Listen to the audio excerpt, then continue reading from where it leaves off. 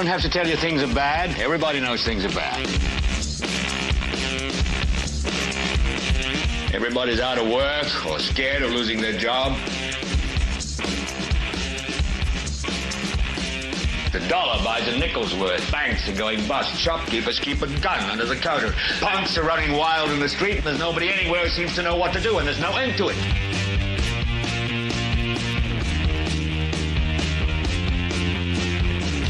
The air is unfit to breathe, and our food is unfit to eat. And we sit watching our TVs while some local newscaster tells us that today we had 15 homicides and 63 violent crimes, as if that's the way it's supposed to be. We know things are bad, worse than bad. It's like everything everywhere is going crazy, so we don't go out anymore.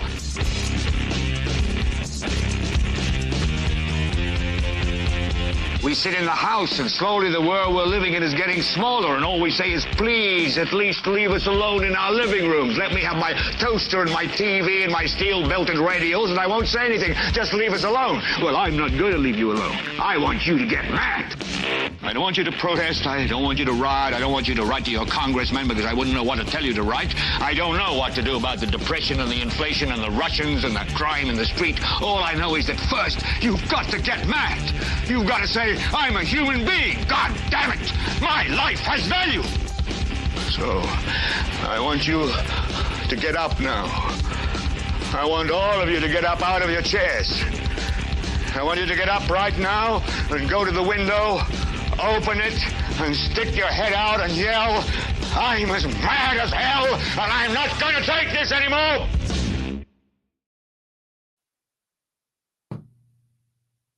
Hello there, ladies and gentlemen, and welcome. I want to take this opportunity to just pause for a moment and let a few people that I know are trying to jump on and get time to get to the computer before we get into it to get there. So we'll go ahead and kill a little bit of time and tell you that if you're interested in following us on social media, you can do so by following us here.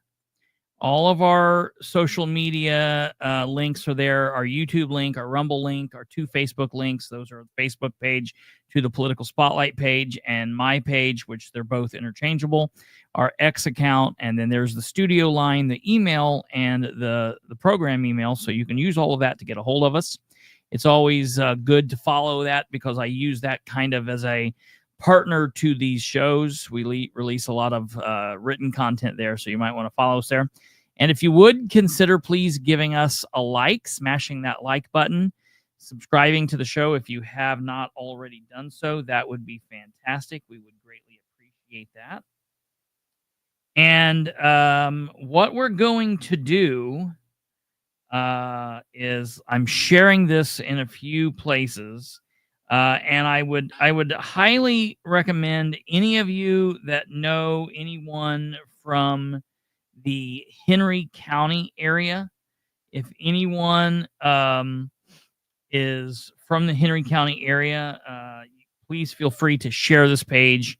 This is going to be pretty much a Henry County show. It's to a lot of you who like talking about John Sproles. This is not particularly going to apply to John Sproles because he's not really involved with this other than being the current sheriff. So I just want to say that.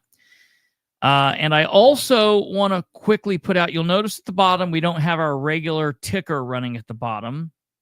This is definitely a warning, trigger warning for everyone out there. And NSFW, which is not suitable for work and or children. I want to preface this by saying that we generally try to put out content here that is suitable for all ages. Obviously, there's some bad words every now and then, but we try to make this a learning and educational and entertainment program that is welcome for all ages. However, what we're going to be discussing tonight is a very serious matter. It's a very serious topic. We're going to approach it like adults, and we're going to get through it. I do want to read a quick disclaimer here. This is, quote-unquote, a trigger warning for those of you out there. While the political spotlight is generally a show that viewers and listeners of all ages can enjoy, this 476th episode, which is coming to you live Wednesday, June 25th, 2025 at 9 p.m. Thank you for those of you who are here live, or for those of you that are watching via replay in the future. Welcome, welcome. This 476th episode will contain adult content, and the discussion will focus on alleged crimes of a sexual nature. This episode may not be suitable for work environments and or children. The allegations discussed in this episode have been laid out in a legal complaint, a legal federal lawsuit. The allegations discussed herein are not being made by myself, by the show as a whole, the Political Spotlight. They're not being made by Kate or Brandon or anyone else that's connected to us in any way. These are not our allegations. These are simply allegations that we are discussing as a quote-unquote media news outlet that is commenting on this as it relates to pretty much the whole of the political system within Henry County. So there's definitely a trigger warning for those that might have suffered from crimes of this nature, or for those that are weak of constitution and don't want to hear this or whatever. You know, now is your time. So I just want to put that forward. So, okay. I want to start off by saying that this situation is strange, because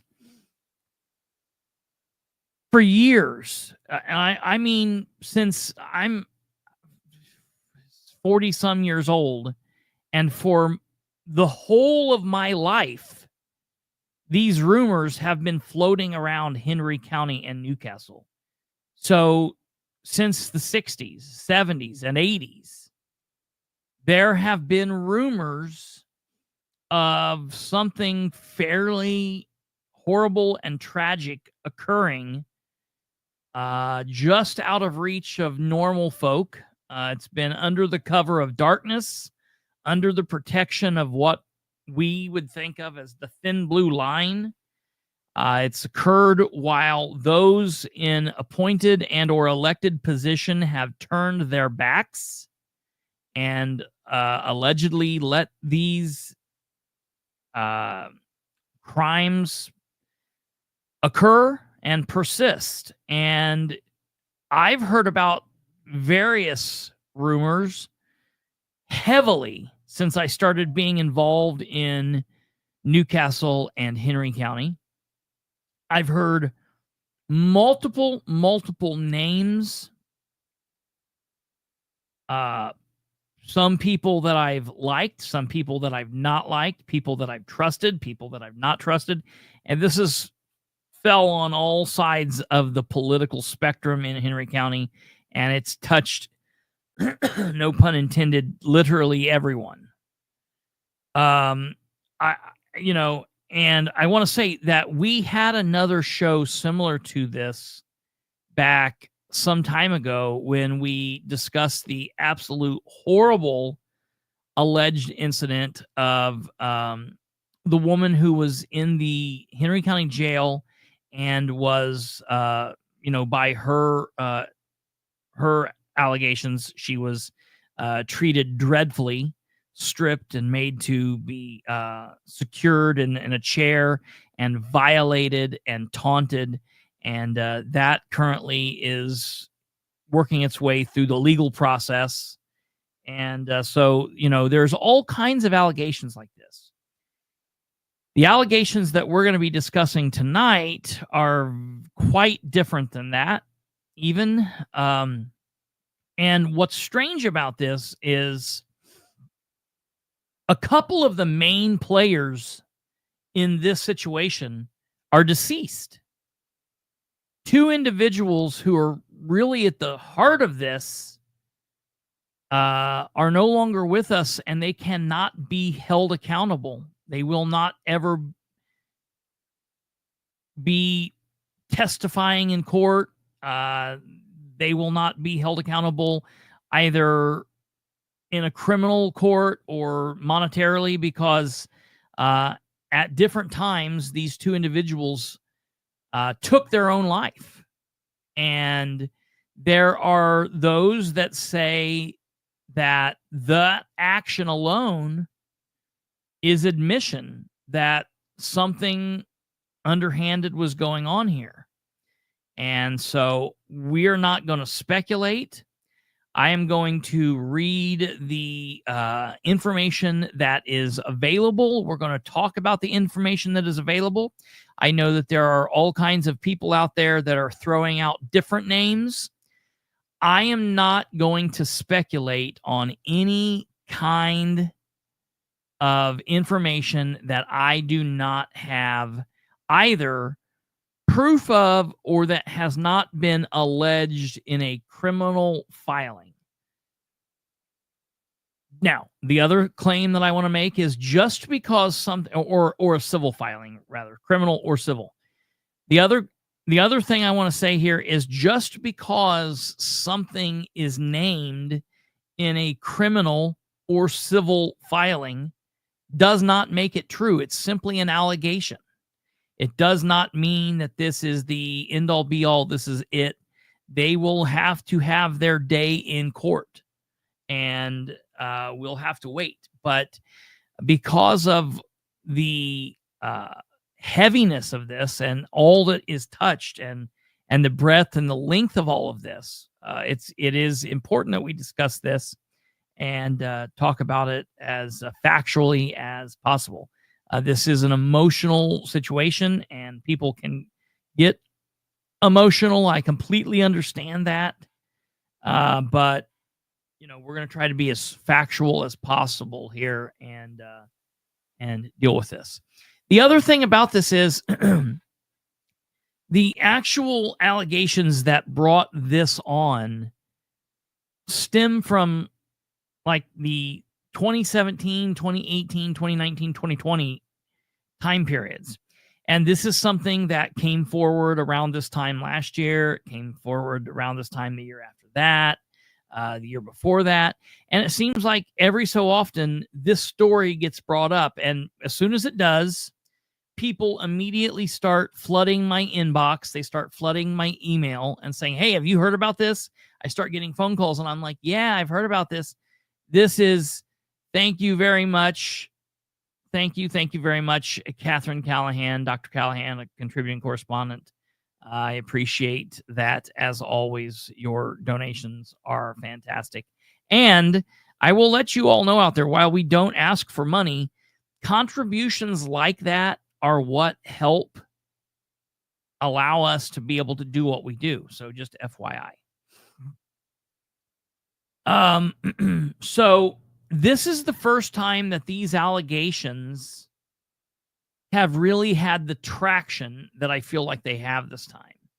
And so the first place that we are going to start, and I apologize, I don't have generally at this point, I would be working a little bit off my monitor over here. I don't have my monitor over here. My monitor's at the Southern Command. I left it there, and I thought, I'll get it, but I didn't get it. So we're working off of one monitor tonight, so bear with me. Thank you, Stumblefoot. Thank you always, as always. Thank all of you for doing that. DJ says, 5 years ago, I brought this to the attention of prosecutors. Sir, can I ask you who the elected prosecutor was while you brought this? Can I ask you that? If you are able to tell me that. Do I see 30, anyone? $30, $30, and I'll take my shirt off. All right, no, let's go. Let's continue on. 40, and I'll keep my shirt on. 50, and I'll stand up. I don't have any pants on, so. All right, continue on. Let's get serious here. Have to get that out, all right? We're going to get serious here, folks.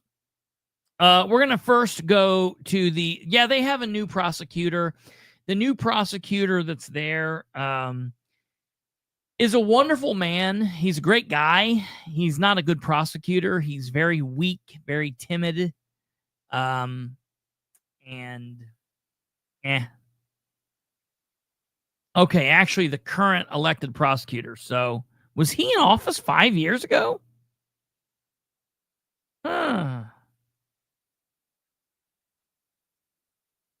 It's Catherine, as we weave through this, you'll see it's not necessarily a thing of like people.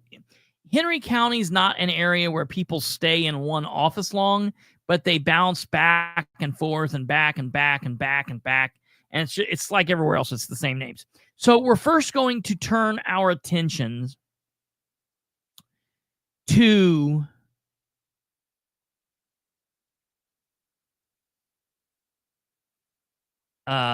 the IndyStar.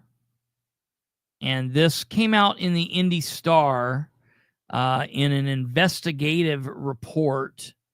The investigative report kicked off, it came out yesterday, June 24th, 2025 at about 3:54 p.m.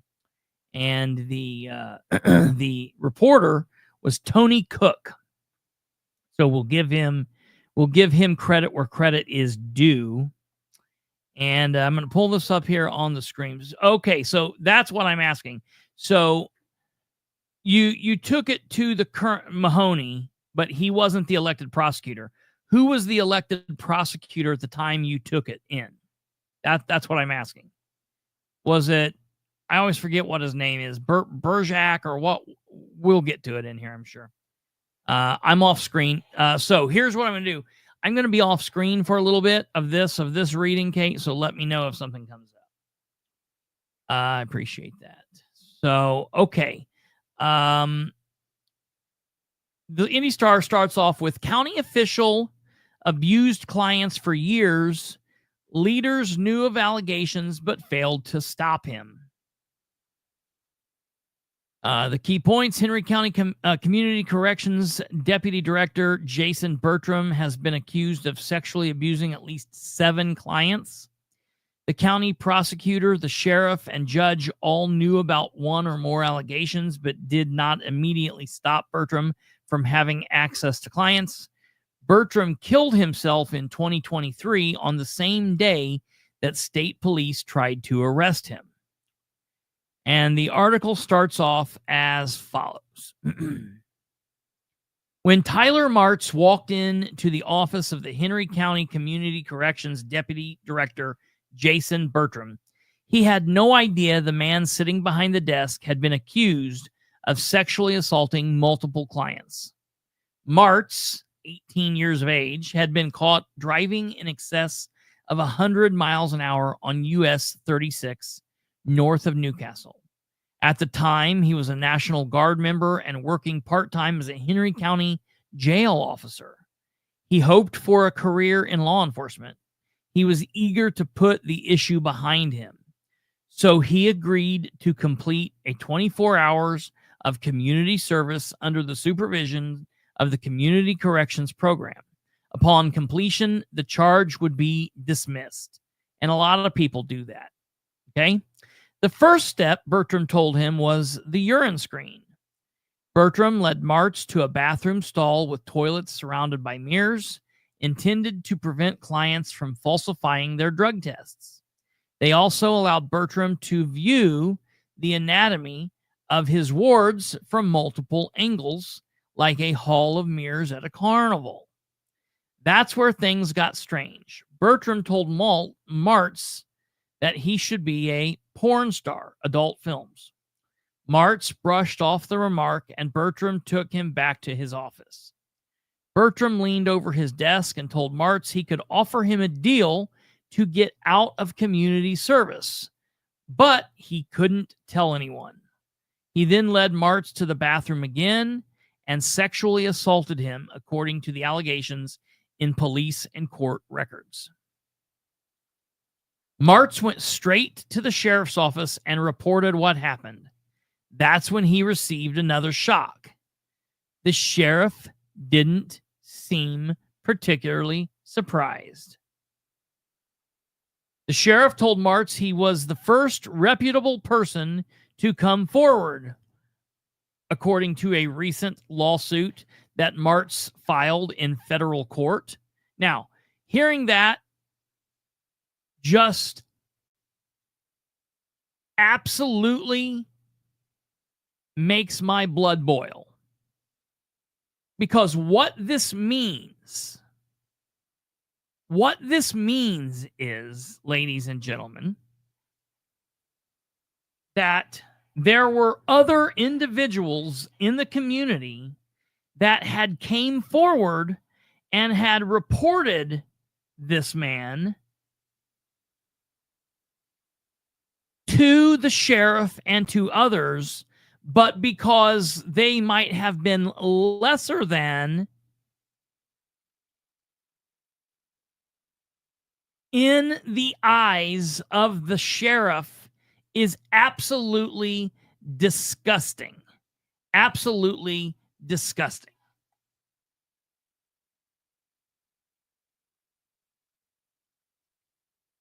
Give me 1 second. So yeah, I absolutely hate that. That reading that line every time I read it, it kills me.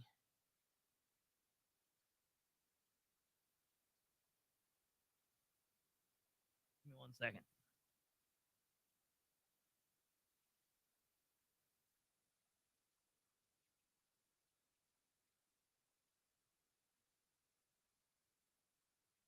Okay. Okay, there, I sent you something in the private there. Okay. In fact, the sheriff knew about an earlier allegation against Bertram, and he wasn't the only one. An IndyStar investigation has found that multiple Henry County officials, including the prosecutor, a judge, and sheriff, all who sat on the board overseeing the program, knew about previous allegations of sexual abuse against Bertram. But for years, they failed to stop him. It's mind-boggling to me. This would be like knowing that, a lot of times people who turn into serial killers start out with crimes of sexual deviance. And so, it's mind-boggling to me that they allowed this man to continue on.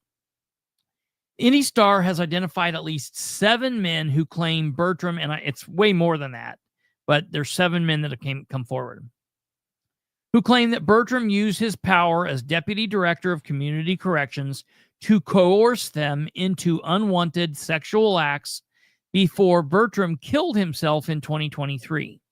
The true number of victims could be higher, they go on to say. Now, 5 of those men have filed lawsuits against Henry County leaders in federal court for failing to take steps that could have prevented the abuse. The men claim lack of action constitute a cover-up of what was effectively a county-sanctioned sex trafficking operation. The indifference and complicity of all these people is absolutely despicable, said Jonathan Little, an Indianapolis attorney who is representing the men. This is one of the longest-running, sickest things I've seen. County officials denied in court records that they failed to properly respond to the abusive allegations. But previously undisclosed police reports and sworn depositions of county officials show the allegations against Bertram were well known in Henry County, which is located about 45 miles east of Indianapolis. It's 30 miles south of Delaware County. IndyStar found Bertram's abuse was repeatedly reported to prior to Mart's encounter. In June of 2018, a man told state police that Bertram had solicited him for sex, offered him drugs, and grabbed his genitals in 2015. In February of 2020, another man told authorities he had performed sexual acts at Bertram's request in exchange for leniency on a drug test and home detention. In July of 2021, a third man said he told officers that Bertram had raped him. In September of 2021, a fourth man told state police that Bertram offered him money and grabbed his crotch while saying, "Let me do this." Despite years of accusations, nobody took steps to restrict Bertram's access to clients. As a result, Henry County judges continued sending defendants to Bertram for home detention monitoring, drug screens, and community service. Now, pictured is Joe Bertram, all right? And I want to say for the record, his family are victims in this. Joe Bertram's family are victims in this, and I hate this for them. But this has to be discussed. Henry County Community Corrections Advisory Board finally fired Bertram in January of 2022, about a month after Martz said Bertram abused him. The board has 22 members, but only about a dozen routinely attend the meetings, and that's a problem. But also, I want to look. He was fired in January of 2022. The first allegation that we just read came forward in 2015. How many people did he do this to between 2015, 2016, 17, 18, 19, 20, 21, and then finally he was fired in January. 7 years this man was left to victimize those who were entered into the community corrections program within Henry County. There was a lot of people that knew about Jason Bertram and what was going on. They managed to keep it quiet and keep it under cover for 20 years. This Martz tells IndyStar, I showed you 7. Martz says 20. And they had one job, to serve and protect, and they failed. Preying on the vulnerable. Like Martz, most of Bertram's accusers were placed on community corrections for misdemeanors or low-level felonies, drunk driving, drug possession, reckless driving. Keep in mind, Martz was a National Guard member. He was a jail officer. He was just a kid with a heavy foot. He got caught speeding. He was going 100 miles an hour. How many people out? My grandmother, who's watching this, had me in a car in the last couple of years, and we were going 90 miles an hour. You know, who doesn't have a lead foot, and who hasn't got behind the wheel of a car and had a little bit of fun? Maybe it's irresponsible. Maybe we shouldn't do it, but everybody knows what that's like. But because this guy happened to have got caught by the police, he had to go to court, and because of that, he was sexually assaulted. This is mind-boggling to me. The program is supposed to provide an alternative to incarceration. Many clients have drug or alcohol addictions. They get supervision, treatment, and other support and help turn their lives around. Instead, Bertram's accusers say he preyed on their vulnerabilities, leaving them far worse off than they were when they entered the program. The violation of trust has left deep scars. Several say they are now in prison because of him. Bertram had immense power over the fate of those that he supervised. A dirty drug screen or missed community service could lead to jail. But you understand what would happen. He would get somebody. He probably loved it more than anything when somebody would come back with a dirty screen, because then he knew he had power over them. You do this, and that screen goes away.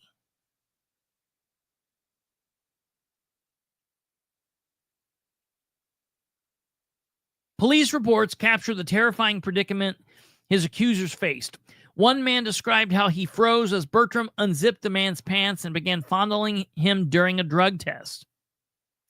He didn't want to go back to prison for another 5 years and didn't want to leave his kids, a detective wrote.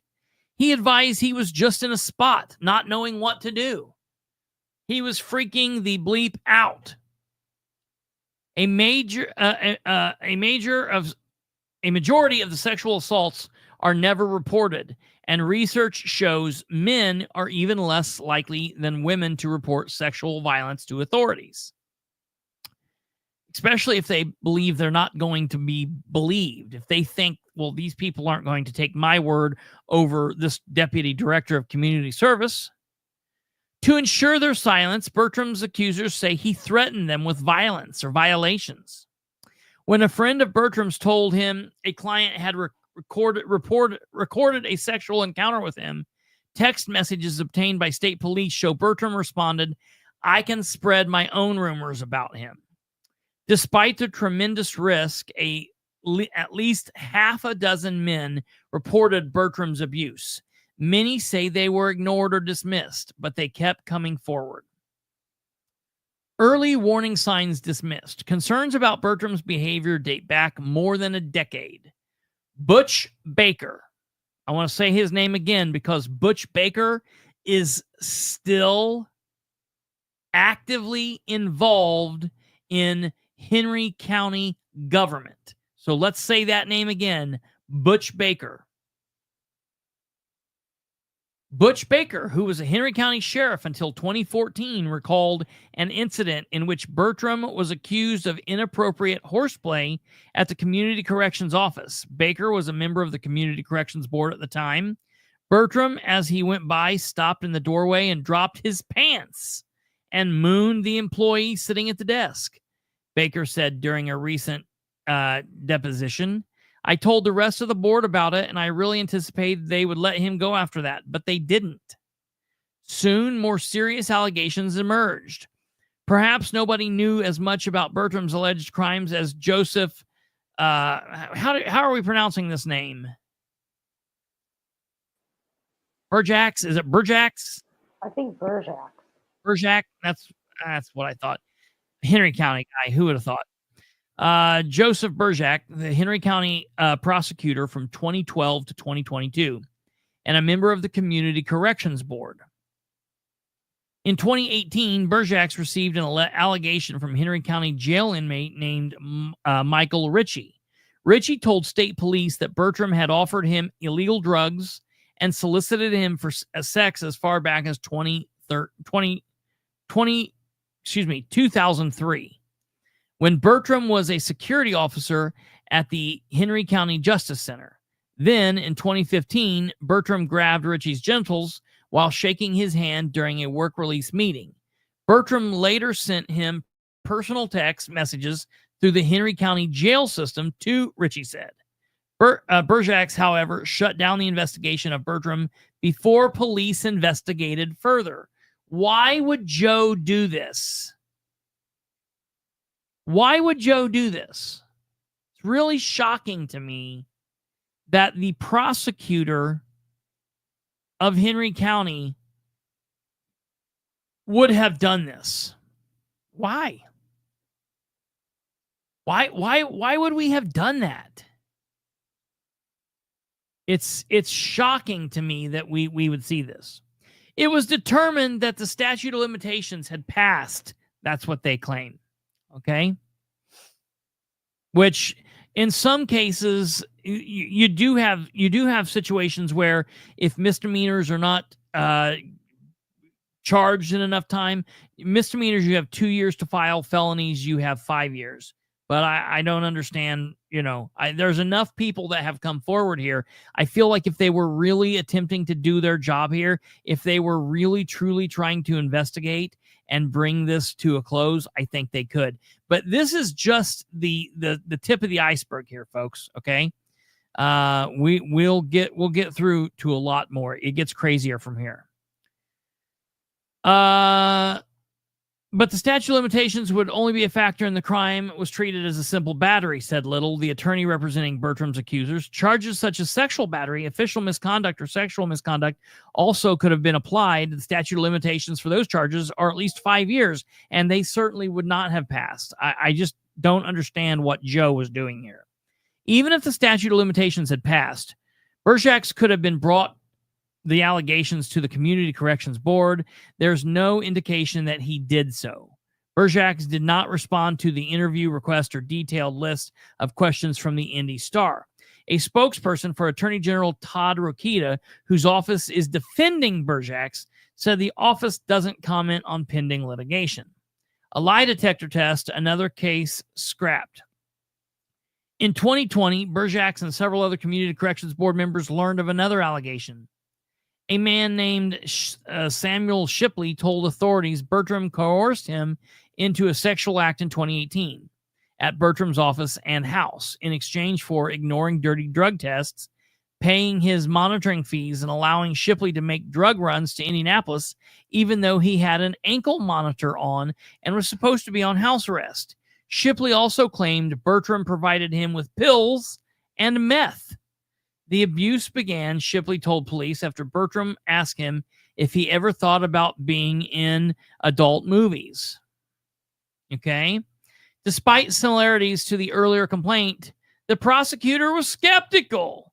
Mr. Shipley was facing jail time, and his motive was very high in which to be fabricating information to try to get out of jail, Bertram said in a recent deposition. His credibility was very low.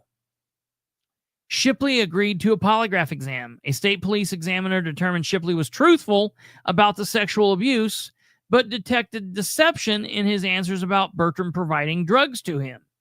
It should be noted that polygraph exams are generally not admissible as evidence in criminal trials because of the questions about their reliability. So maybe he was scared about talking to a police officer about drugs. You know, a lot of people don't like to admit that, hey, I am a drug dealer. I used to be a drug dealer. I am a drug dealer. I used to be addicted to drugs, even knowing that there's nothing that can happen now. They get nervous. People are nervous, often nervous in situations like this. He was truthful about the sexual assault, but we're just going to say, oh, well. Shipley also provided police with an important piece of information to verify his claims. Bertram had taken photographs of the sexual abuse with his phone. Oh, yeah, we don't believe this guy. Oh, I've got pictures? Pictures, or it didn't happen. I've got pictures. That still didn't happen. Once again, though, the investigation went nowhere. A lack of communication. Bertram said that in the deposition that detectives wanted to send Shipley back to the community corrections in an undercover capacity, but that Shipley spoke about the case from jail where everybody in the block heard what would happen. He messed up that investigation, Bertram said, but immediately opening up his mouth, which would have hindered the investigation. Shipley said he also discussed Bertram's abuse with his attorney at the time, Henry County Chief Public Defender Kathy Eck, another member of the Community Corrections Board. He said she told him it wasn't relevant to his criminal case. You were sexually abused by the deputy chief of the Community Corrections, but that doesn't matter. She said, Sam, that's a dead issue.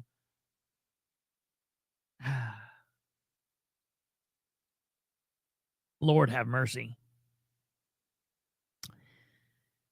Kathy told the IndyStar she couldn't comment on confidential attorney-client conversations. When asked if board members with knowledge of accusations against Bertram should have brought them to the board, she said that wasn't the sort of issue the board typically discussed.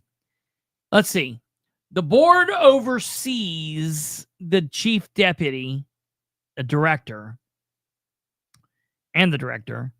And we find out that they're doing wrong, but that's not something we should worry about. I guess when I think of board meetings in general, things aren't discussed as the day-to-day operations of employees, she said. It seems like a majority of the conversation at those meetings revolve around the budget. Rick McCorkle, the elected sheriff at the time, knew about Shipley's allegations too.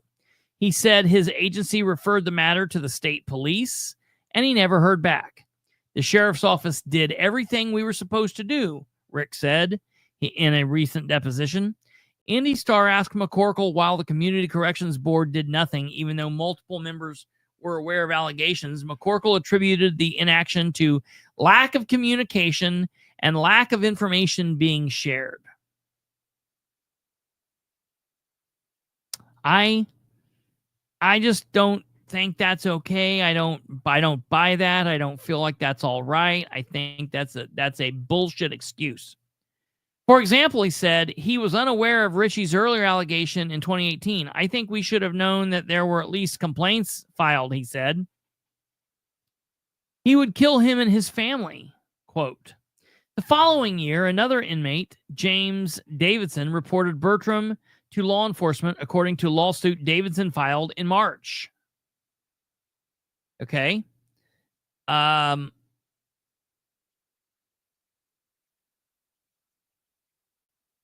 Bertram required him to take a drug test multiple times a week and threatened him with jail time if he didn't comply with the sexual abuse.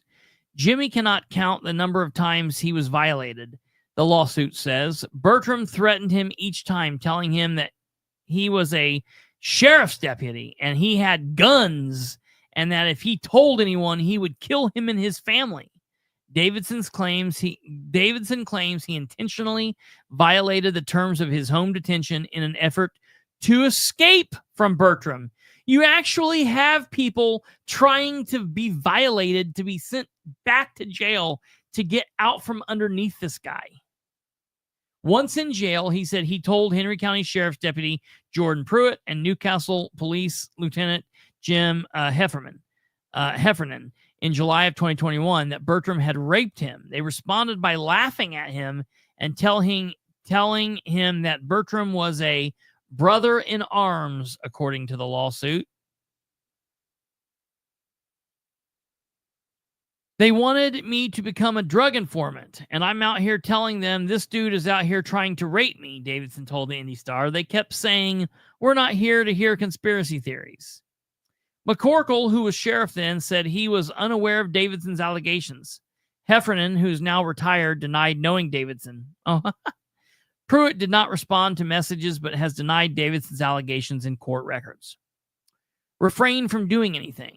2 months later, on September 21st, 2021, a man named Christopher Moore reported Bertram had assaulted him in the bathroom at the community corrections office.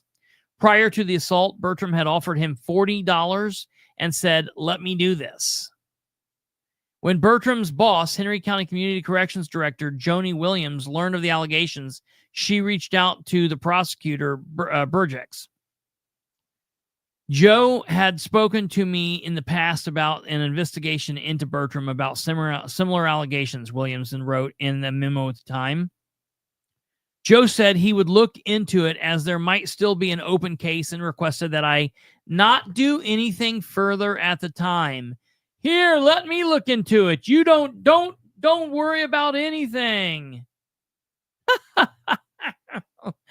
Oh my God.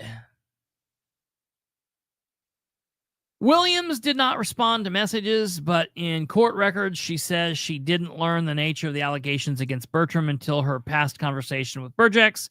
Williams also spoke about Moore's allegations with Henry Circuit Court Judge Kit Crane, another community corrections board member. I didn't want to not address anything that should be addressed, Williams wrote.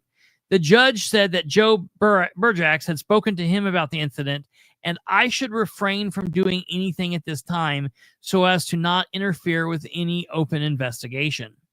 The decision proved to be a fateful one. The same week, Tyler Martz was charged with reckless driving. 2 months later, he walked into Bertram's office. So imagine if they would have done something. He would never have been able, if they would have just done something at that point, Bertram would never have been able to do this to Tyler Martz. I had no idea, Martz said, that he'd already had other victims. Police confront Bertram. State Police Detective David Preston was assigned to Moore's complaint by the time Martz came forward on December 6, 2021. Preston had already re-interviewed Shipley with 3 victims identified. Preston obtained a search warrant for Bertram's office. During the December 14th, 2021 search, Preston confronted Bertram with the allegations. It was the first time, December of 2021 was the first time anyone had ever confronted Bertram with this shit. In a police video recording of the interrogation, Bertram pinched the fabric of his blue polo shirt to fan himself as Preston pressed him on why he did it. I don't know, Bertram said, and I think I've cooperated 100%.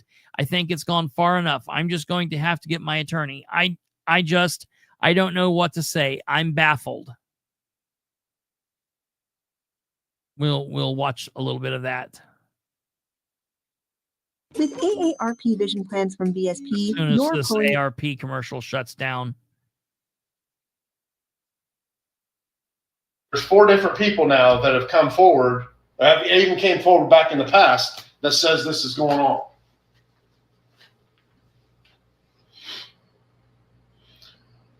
So I don't know if there's an issue, if you got a problem, if,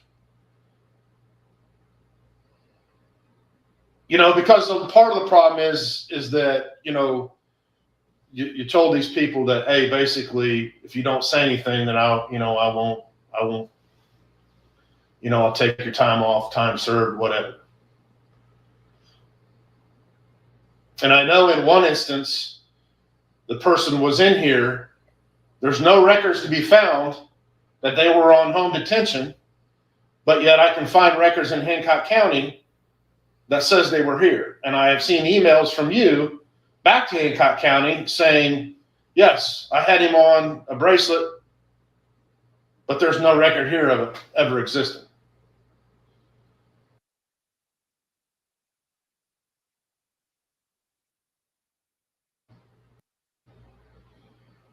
Also, there was this latest one was community service, right? So he was to do certain amount of hours of community service. Well, I go ahead and look, and it's already done. His community service is marked down as complete, and he hasn't done 1 hour.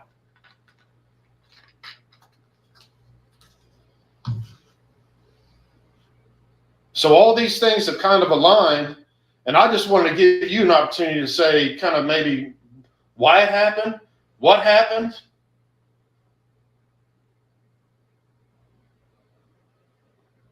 to give me some reason of why this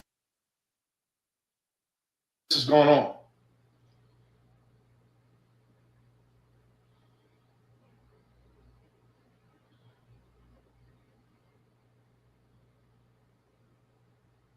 I don't know if it was the excitement of doing it. You know what I'm saying? Like sometimes people, it's exciting for you, right?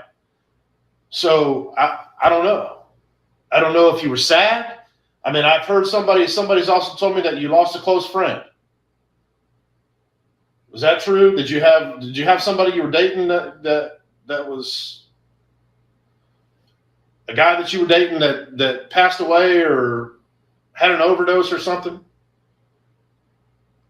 Oh, I have a friend of mine that 15 or 20 years ago. Right. Okay. So that wouldn't have anything to do with that part of it?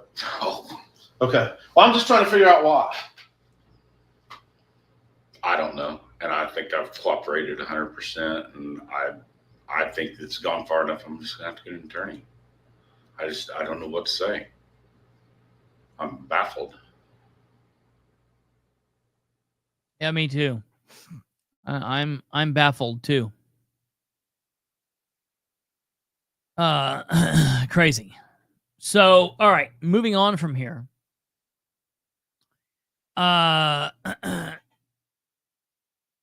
Bertram continued, I've kind of fought this since I've even been in this line of work where people are always saying, oh, well, he's gay, he's this, he's that. I mean, I've even had to go to the judge with it once. This has been going on ever since I started. Are you saying these people are lying? Preston asked. Yeah, Bertram replied. It's unclear which judge Bertram referenced, but the lawsuit filed by his accusers alleged Bertram had at least one conversation with Kit Crane about accusations Bertram was engaged in sexual activity with clients. Crane declined an interview request through his staff, saying judicial ethics prevented him from commenting on a pending litigation. His staff refused to accept a reporter's list of written questions. In court records, Crane has sought to have the lawsuit against him and other county officials dismissed, arguing in part that he's entitled to qualified immunity, a legal doctrine that protects government officials from civil liability unless they violate clearly established law. So Crane, well, if nothing's gone on here, Crane, let's just rock and roll on through it. And I'm going to get to the bottom of this. So for everybody out there saying, wait a minute, Bilbrey's just going over the newspaper article. I've got to line this up. I'm going to show you some lawsuits, and then I'm going to give you some pretty heavy commentary here in just a minute. So just bear with me, because there are people that have not heard this. Okay. So just stand with me. That's why we're reading through this. Just bear with me. Okay. Crane declined to interview request. In court records, Crane. Okay, we've done it. Weapons, drugs, and evidence. A search of Bertram's office turned up multiple weapons in a desk drawer containing pain pills prescribed to other people. Bertram claimed that they had been seized from community corrections clients. Williams said such items should be stored in an evidence room. Well, no shit. Okay, so we've got all kinds of pills here. Pills. Hydrocodone. 10 milligram. Oh, I can't see what that is. Okay. On Bertram's phone, police found photographs of his sexual acts with Shipley. So listen, for everybody out there saying, well, wait a minute, maybe he's not, crying doesn't mean this or body language. They served a search warrant on his phone and found photographs of his sexual acts with Shipley from 2020. And then soon after, he killed himself. So, Police also located an email to Bertram from jail's text messaging vendor in 2016 that referenced Richie, the man who said Bertram sent him personal messages during his time in jail. Evidence corroborating his accuser's stories had been there all along. Williams finally suspended Bertram on the day the search warrant was executed, but victims continued to come forward. Covert video captures abuse. In January of 2022, a former community corrections client told the state police Bertram fondled and performed oral sex on him during a drug screening in May and June of 2021. The man also provided video of the abuse that he had covertly recorded on his phone. 2 days after state police interviewed the man, the Community Corrections Board voted to fire Bertram. Finally, Berjax was the one who made the motion. Isn't that amazing? Isn't that amazing? It took him that long to finally get in the game. In his recent deposition, the former prosecutor, Joe Berjax, asked if there was anything preventing him from making the same motion nearly 4 years earlier when he learned of Michael Ritchie's allegations. I suppose no, Berjax said. An idle case and secret settlement.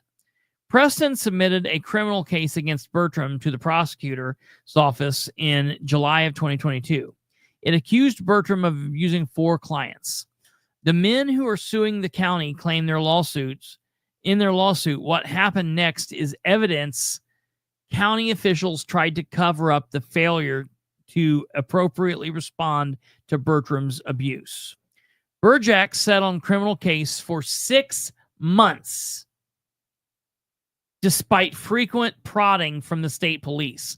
So the state police went to the Henry County prosecutor's office with a case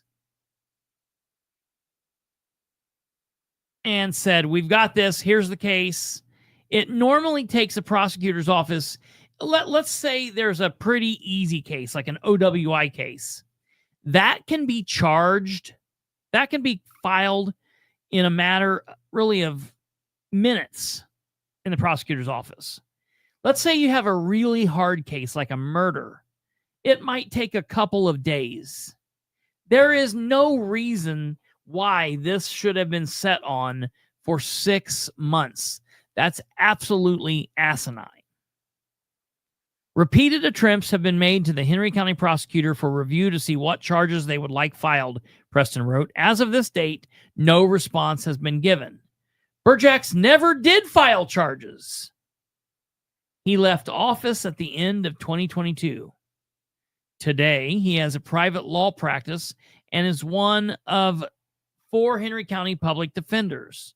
And here he is. As a criminal case set idle, county officials quietly settled a sexual abuse claim by the man who had recorded a video of Bertram performing oral sex on him. The $100,000 settlement signed on September 6th, 2022, was never made public. The settlement included no admission of wrongdoing and a non-disclosure agreement in which the county agreed to not issue a press release or share the settlement except in response to a request under the Indiana Access to Public Record Act, which is how IndyStar obtained the copy. Okay, so that's generally what happens in cases like this. And they settled silently so no one would know. And they were all involved with this craziness. Okay, Bertram kills himself. The criminal case finally moved forward in 2023, but only after Preston personally reached out to the newly elected prosecutor, Michael Mahoney, to warn him the statute of limitations for Shipley's allegations would expire the next day. After some confusion about Bertram's new address, he had moved to Lawrence after getting fired, and an arrest warrant was finally issued. But when state police arrived on January 17th, 2023, nobody answered the door. A short time later, Bertram called 911. "I'm going to kill myself, and I don't want anybody else to find me," he told the dispatcher. "It'll be done before they get here." Lawrence police arrived to find Bertram sitting on his lawn with a gun in his mouth. As they tried to engage him, he pulled the trigger. And that's tragic. I mean, I hate that, but I think basically that's his confession at that point. Charges hidden from public. Criminal charges against Bertram consisted of 1 count of official misconduct, 2 counts of sexual misconduct, 3 counts of battery, and 2 counts of unlawful proposition. Such charges against public official would typically warrant significant public interest. But as with Bertram's firing, the public was kept in the dark. There was no press conference, no news release. Instead, the charges were quickly dismissed due to his death. Then they were expunged. Why would they expunge the record of a dead man? Meaning you can't find these on the state online court. It's very, very hard. The only people that can find these charges now are law enforcement. The charges may have remained a secret forever. Had the story in Newcastle Courier-Times, which reported about a month after Bertram killed himself that police were trying to arrest him the day he died. The tip came not from police or prosecutors, but from Shipley, one of Bertram's accusers who was still in jail. For many of Bertram's accusers, the abuse sent them on a downward spiral. Healing has not been easy. Shipley is living in a hotel. He acknowledges he used marijuana and cocaine before he ever met Bertram. But instead of helping him get clean, Bertram introduced him to meth, he said. He ended up spending more than 2.5 years in jail on meth charges. "I never even saw meth until I met Bertram," he said. Davidson used to play guitar at bars and bluegrass festivals. Now he's doing time in state prison for domestic battery. His lawsuit says he contracted an STD from Bertram. The prison recreation room has a guitar, but Davidson doesn't play it. "My life is in shambles," he said. "I want to get out and help people. That's what I want to try to do, but I don't even know if I'm going to be able to get myself right." Martz, former National Guard member who wanted to become a police officer, is now in custody of the Henry County Jail for probation violation on criminal recklessness conviction. He said the encounter with Bertram shook his trust in law enforcement and government officials. I guess that's when everything started to go downhill. Even with his abuser gone, Bertram's death continues to haunt Martz. In that sense, the suicide was the final act of cruelty. "The assault itself, I was able to kind of shut it down and not think about it," Martz said. "But when they told me he killed himself, that really kind of messed with my head a lot. I still feel responsible for that." Martz said remaining hopeful is difficult. "It's a very small town, a very small county. Everybody knows everybody. It's the good old boy system," he said. "I know there's other people that have tried to get some changes to happen. They've tried to file lawsuits or they've tried to get different people to investigate. And every time they do it, it just gets shut down. It never seems to go anywhere and nothing ever happens," he said. "They always wiggle their way out of it." Okay? And there is where the IndyStar story at that point ends.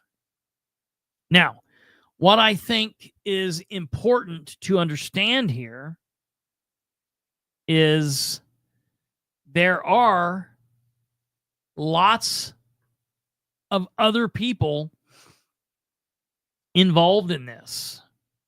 And again, and we're not going to go through all of these. you can find these. I will share the links when I get done with this. I will share the links to everything I'm getting ready to show you. I will share these links in the description of this video. I will also share these links on my Facebook page. So you will be able to find them on my Facebook page. And if you want to, if you don't know, or if you're not friends with me, you can find all of that there. If you look at facebook.com/political spotlight 318 or facebook.com/Bilbrey 318, you will be able to find them both there. So please, if you're interested in looking at this, you can find all of that there. But before I give you my commentary on this, before we get into my thoughts on this, I do want to show you some of these lawsuits that have been filed, because they go much further than the Star Press or the IndyStar has went. Krista says March definitely should not feel responsible for that death. I'm sad he would even feel that. I know that sucks. It absolutely sucks. That's what happens. You people never understand. People, victims of situations like this, whether it be women or men, they always go down these different rabbit holes, and you never know where they go. And specifically, being a man, being a victim of sexual abuse for man or woman is just horrible. But both of those have their different ups and downs of that. And I could not imagine. I could not. I know he should be mad that he took the easy way out. I know. I wish he would. That's so cowardly, and I just absolutely hate that. So I want to show you this lawsuit by Tyler Martz, and there are several lawsuits that have been filed. But I want to show you this. Let me click this off here. Let me make sure you guys can see this. Okay, yeah, you can see this. This is big. You can see it. So it's Tyler Martz versus Joni Williams, okay, the director of the Community Corrections, Sheriff McCorkle, Jordan Pruitt, Jay Davis, Joseph Burjax, Kit Crane, Henry County Commissioners, Henry County Community Corrections, Henry County Sheriff's Office, okay? And so basically this lays out who everybody is, who the parties are. So we're going to skip down through this. We're going to skip down through who the parties are. And it talks about, how everybody's connected. All right. But I want to get down to the facts of the case. Henry County has a horrific history of rape and sexual exploitation in its law enforcement community dating back to the late 80s or early 90s. Former elected and county councilman Kim Kronk, now deceased, raped numerous men in the custody of the Henry County. I want to be very clear. These allegations are not my allegations. These are allegations that are laid out in a federal lawsuit, and they will have their day in court. These are just allegations, but these are allegations that are speaking now to what has been rumored for years. So in my opinion, they carry a little bit of weight, but we will have to see what goes on with the day in court. But like Bertram, Kim Kronk took the easy way out in his front yard, putting a hole through the back of his skull, and taking the coward's way out as well. Kim Kronk raped and murdered men. Back up. I got real crazy with it there. He didn't murder anybody. I don't know where that came from. He raped, murdered the whole town. He raped numerous men. Back that up. That got crazy. He raped numerous men in the custody of the Henry County Sheriff's Office or under the care of Henry County Kronk Work Release and Henry County Corrections. While raping the men on community corrections, Kronk was sometimes a member of the Henry County Corrections Advisory Board. Kronk was also Jason Bertram's boss when Bertram, also now deceased, was an employee of the Henry County Sheriff's Office. Kronk was also Bertram's boss when Bertram worked for the Henry County Community Corrections. Kronk's sexual exploitation and rape of men on community corrections was well known in Henry County law enforcement. Defendant Crane even investigated Kronk's raping and sexual exploitation of men in the custody and care of the Henry County prior to being elected to his judicial office. Crane allegedly forwarded his investigation to the feds. However, no record of that investigation has yet been discovered in any of the ongoing litigation involving the rape and sexual exploitation of men in Henry County Corrections.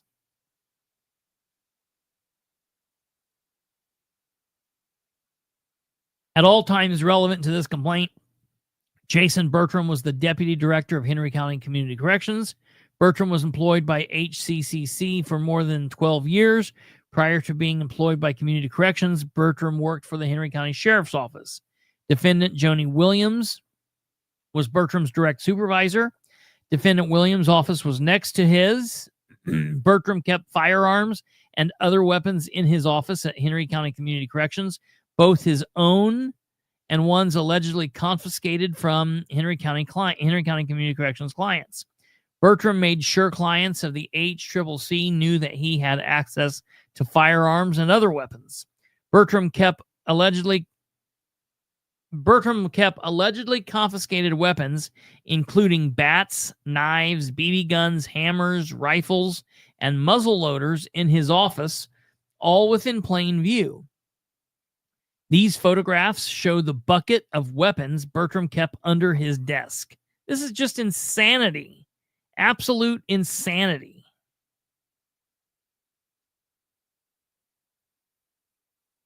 I'm just floored.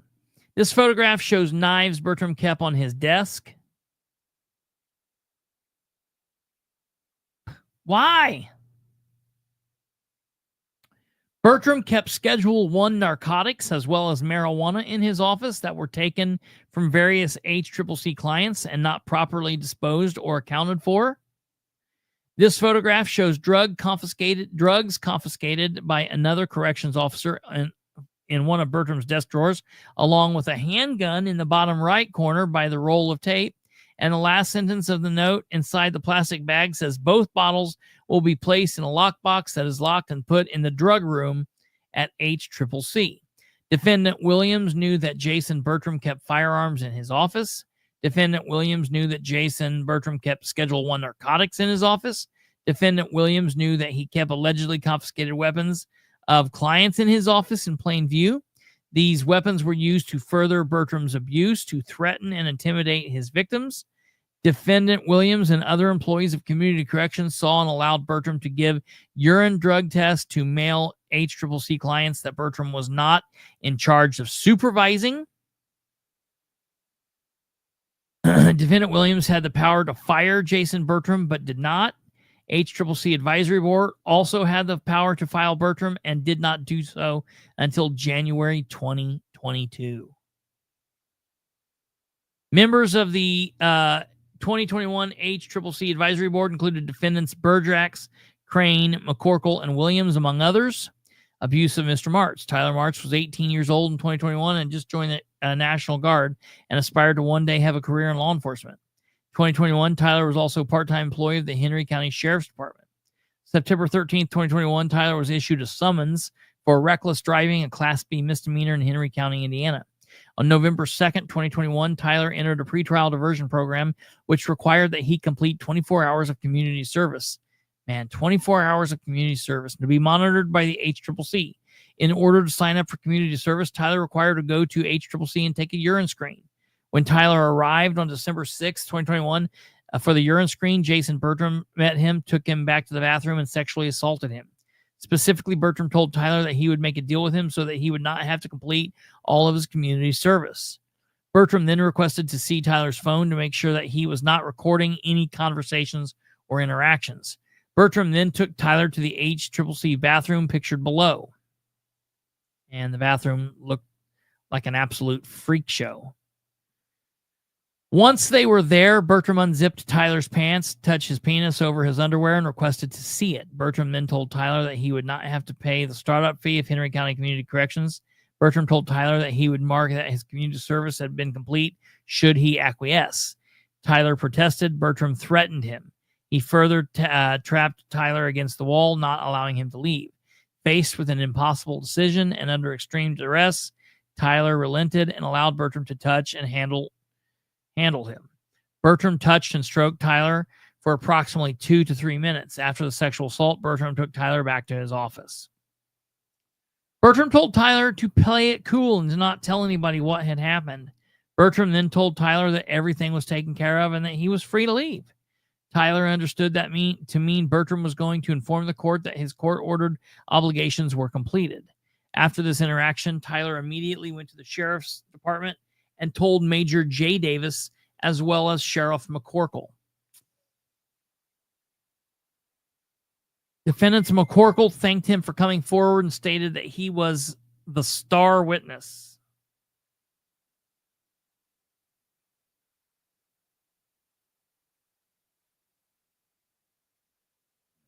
Give me a second here. I'm getting...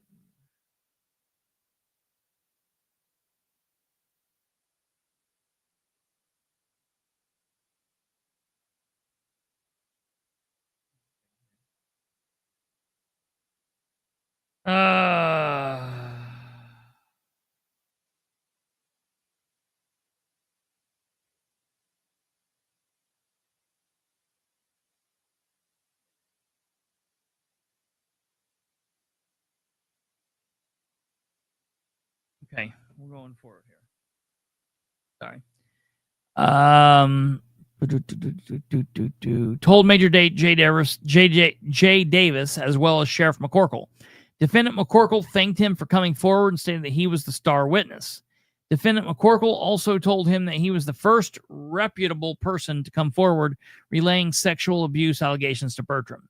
So I want to stop right here and I'm going to start some of the commentary here, and I'm going to tell you, for a long time I've liked and respected Rick McCorkle, and while these are just allegations, this is an opinion show, and it is my opinion that I believe these allegations. And I am absolutely disgusted to know that McCorkle, among others, Baker, Crane, Berjax, whatever his dumbass name is, and the rest of them knew about crap like this and did nothing because of people of lower quality.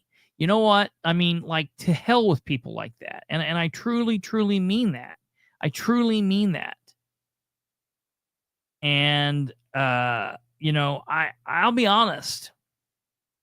If the people of Henry County, I'm telling you, if the people of Henry County do not step up and demand that these people remove themselves from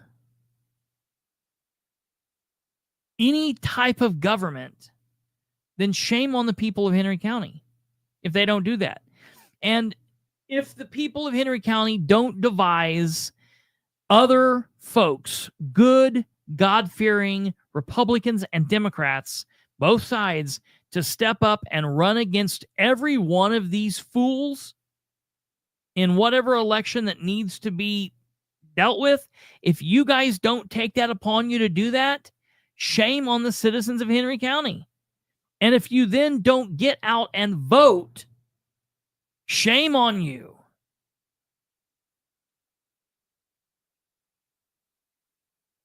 This, my friends and enemies, supporters and detesters, is a culture of absolute evil, moral brokenness and corruption. And if you lot down there in Henry County don't figure out a way to push back against this evilness,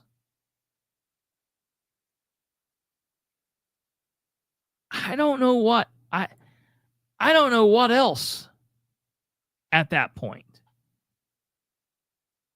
Something has to be done. And look, time will come. These things will meander their way through the court system. And people like Kit Crane and Berjax and all those people that feel like they've got their pulse on the legal system and they've got friends in high places, they'll pull their little tricks, and this will take forever. But you guys can send a message clearly. You can pull these people from their places of power now. You understand? I need you guys to know that. I need you to know that. There is a way that you can deal with this stuff before the court deals with it in 5 to 10 years.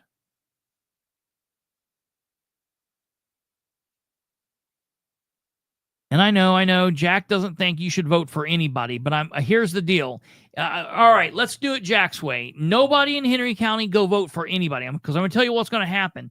If everybody stays home and doesn't go vote, and they say, we're going to do the Jack thing, then all these people will remain in power. So voting might not be the answer, and turning to man over God is definitely not the answer. Turn to God. But I think when you turn to God, God says, hey, I have given you a brain, and I've given you the education to be smart. And while I am here for you, you still have to take matters into your own hands. That is within your world and in your wheelhouse.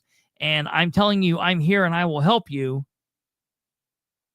But you still, you can't just lay down and die. You have to take part in what's going on.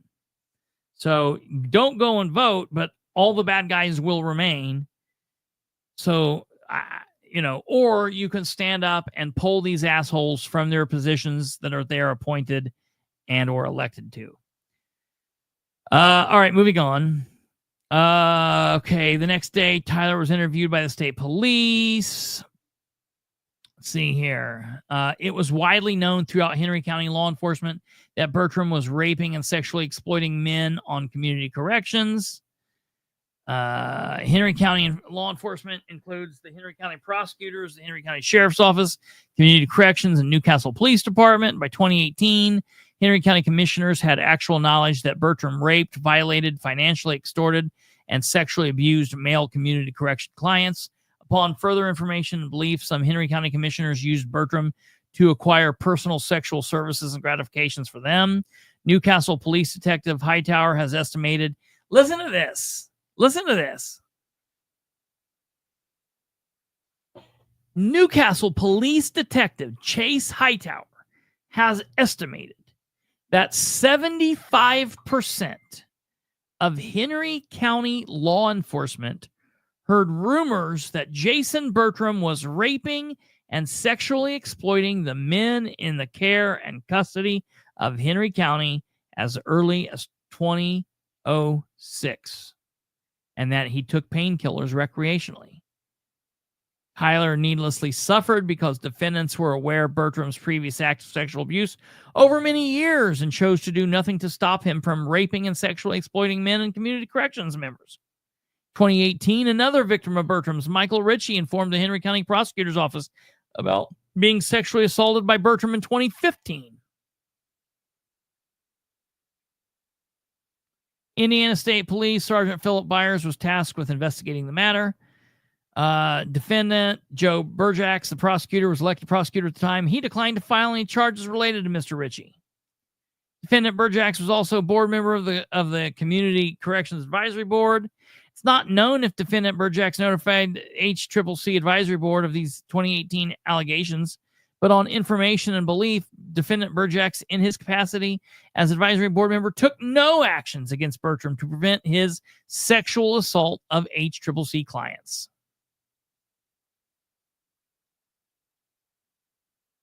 They investigated the Sam Shipley situation.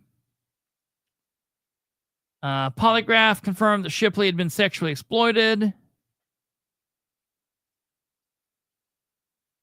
Hightower denies knowing that Shipley had passed the polygraph, despite that actual report was addressed to him at the police department. Hightower had actual knowledge that Bertram raped, assaulted, exploited the men under his supervision and care at the community corrections. Hightower did nothing to protect the men in the care of the community corrections from Bertram, a known predator.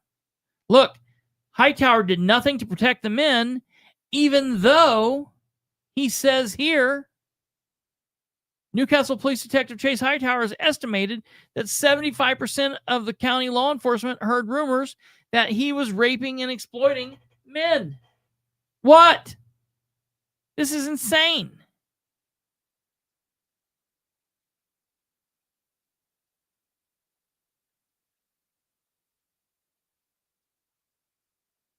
Okay, let's see.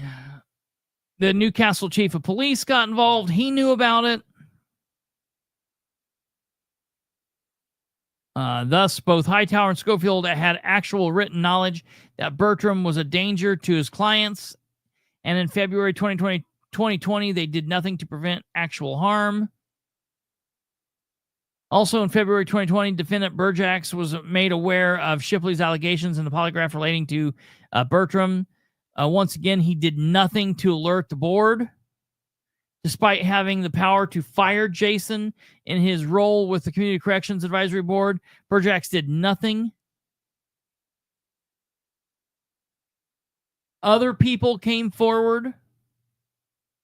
Jail Commander Tina Fox facilitated the meeting between yet another victim of Bertram's. Jimmy Davidson came forward to law enforcement officers James Heffron and Jordan Pruitt while in custody. James Heffron was a lieutenant with Newcastle Police Department. Defendant Jordan Pruitt was a sheriff's deputy. Mr. Davidson told both Heffron and Pruitt about his sexual abuse, and they both laughed at him, stating that Bertram was a brother in arms and wouldn't do that.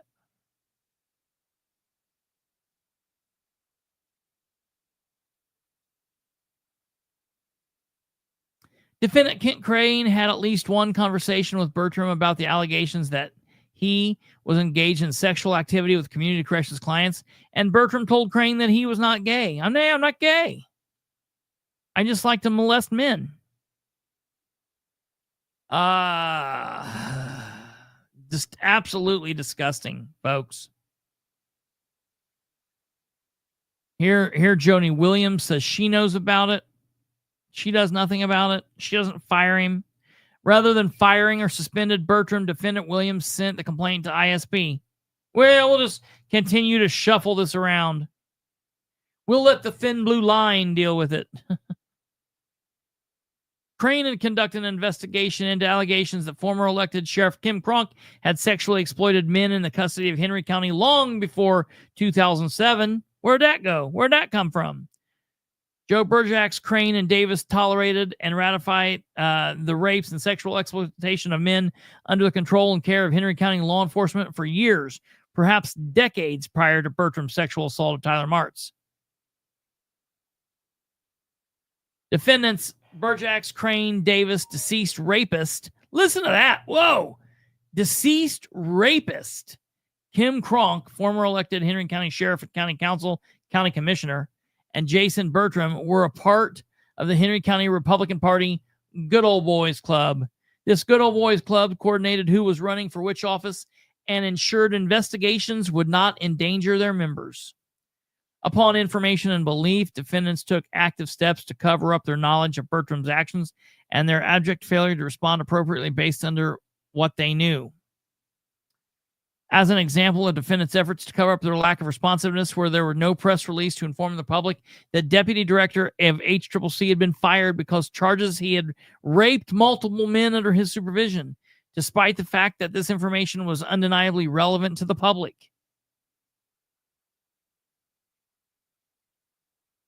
Even after the investigation came to light, defendants were primarily concerned with Bertram's accounting irregularities and supposedly considered the situation a personnel matter.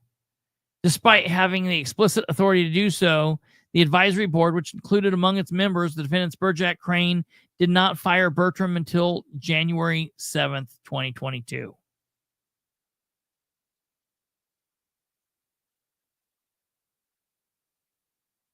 Okay.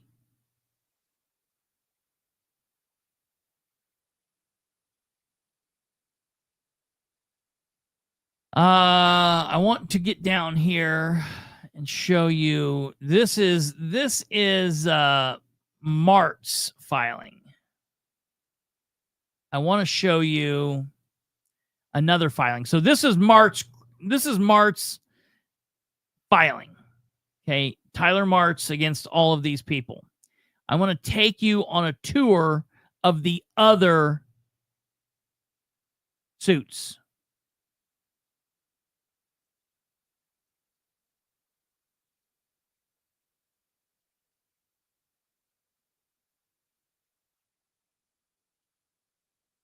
Let me find. Okay, here is now a suit from James Davidson. Here's James Davidson. And it's more or less the same. Okay.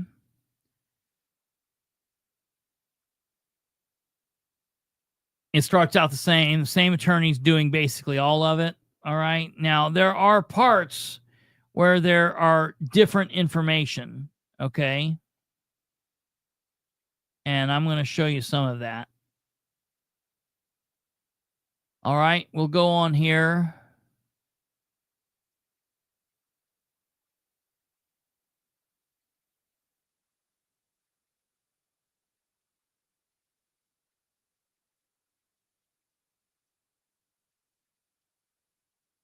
Where is...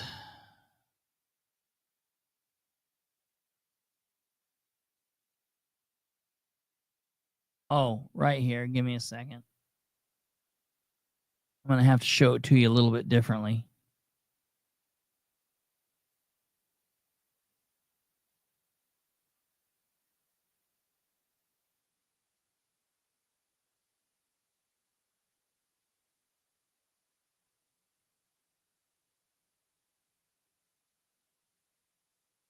Give me a second here, folks. We're almost there.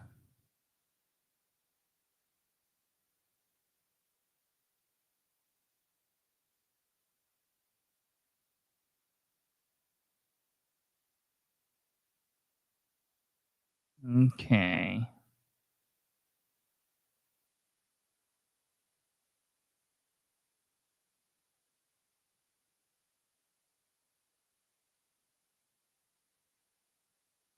So right here,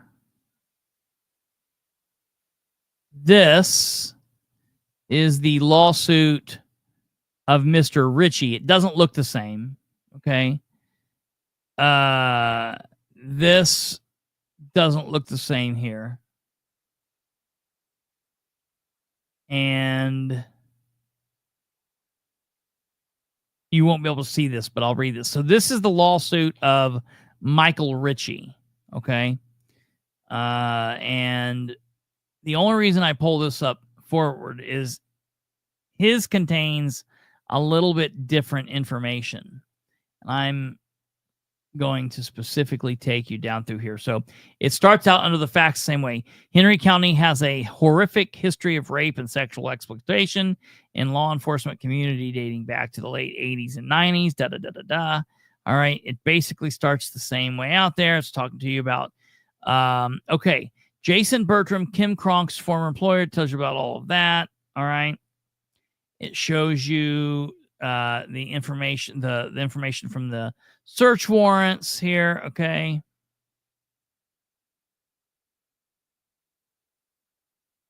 And it talks about the various different folks that were involved and knew about this. Okay. And it comes down here and says, Mr. Ritchie endured years of abuse by employees of Henry County, including Jason Bertram and Kim Kronk.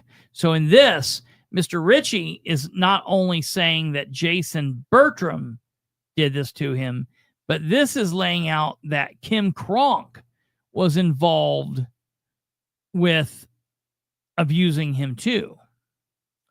This says, in the years up to his abuse in July of 2015, Mr. Ritchie had been in and out of work release and jail in Henry County.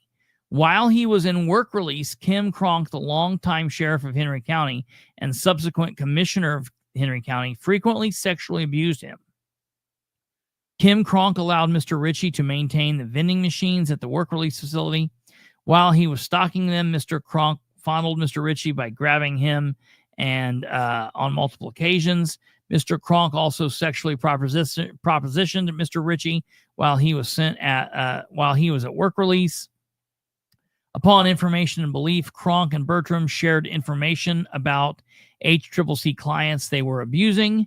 Kronk and Bertram shared information about Ritchie and other men that they molested at Henry County Corrections with other Henry County employees, including Landon Dean and Kenny Jasper. Landon Dean and Kenny Jasper used their positions of authority to sexually harass men and boys in Henry County. Jasper frequently sexually propositioned Mr. Ritchie. Mr. Jasper has been employed by the Henry County Sheriff's Office and has been employed by Henry County Community Corrections.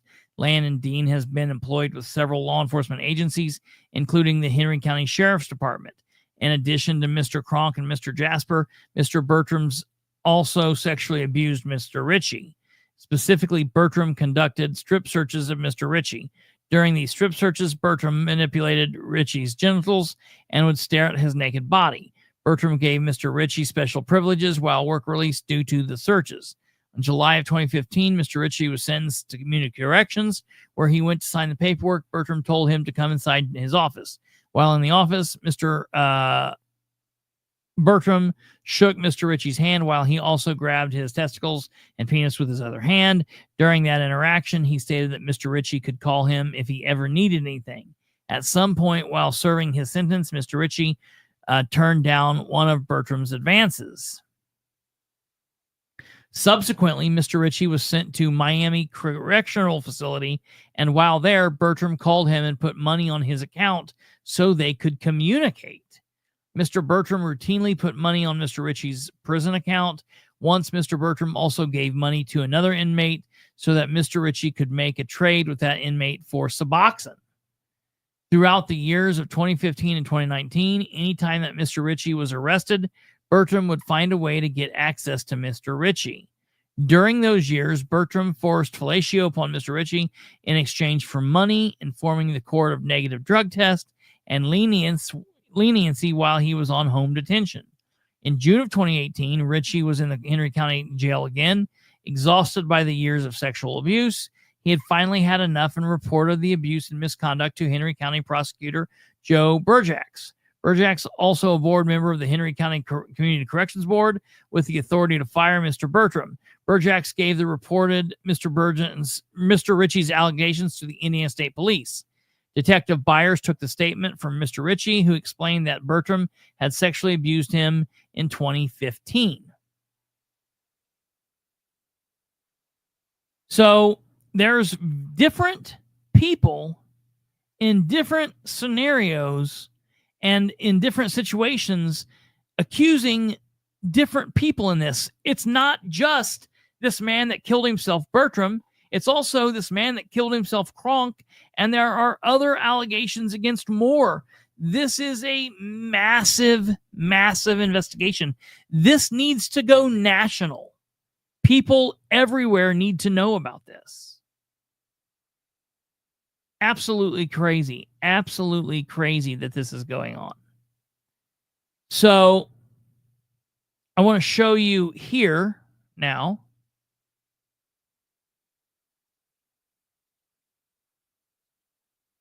Jump to here.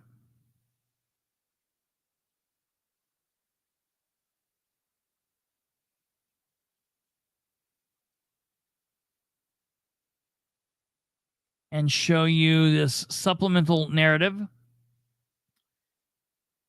This is State Police narrative. The Henry County Prosecutor's Office has had this case for review since at least the beginning of July 2022. After several attempts to inquire about this case, I received an email from the prosecutor on 9/14/22 asking if we could meet to discuss this case. I replied that I was available at any time and have heard no response. No further at this time.